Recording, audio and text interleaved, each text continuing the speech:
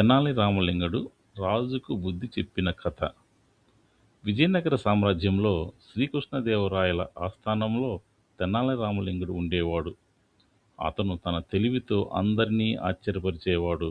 ఒకరోజు ఒక వర్తకుడు రాజు దగ్గరకు వచ్చి, నేను విదేశాల నుండి గుర్రాలు తీసుకువస్తాను, ముందుగా 5,000 బంగారు నాణాలు ఇవ్వండి అని చెప్పాడు. రాజు అతన్ని నమ్మి డబ్బు ఇచ్చాడు. కానీ రోజులు గడిచినా ఆ వర్తకుడు తిరిగి రాలేదు. కొన్ని రోజుల తర్వాత తెనాలి ఒక జాబితా వ్రాస్తున్నాడు. రాజు అడిగాడు, ఏమి వ్రాస్తున్నావు? తెనాలి చెప్పాడు, మహారాజా, మూర్ఖుల జాబితా. రాజు చూసి ఆశ్చర్యపోయాడు. మొదటి పేరు తనదే. ఎందుకు నా పేరు అని కోపంగా అడిగాడు. తెనాలి నవ్వుతూ చెప్పాడు, తెలియని వ్యక్తికి ఆలోచించకుండా డబ్బు ఇచ్చావురు కాబట్టి. రాజు అడిగాడు, అతను తిరిగి వస్తే? తెనాలి వెంటనే చెప్పాడు, అప్పుడు మీ పేరు తీసేసి అతని పేరు పెడతాను మహారాజా. రాజు నవ్వెరపోయాడు.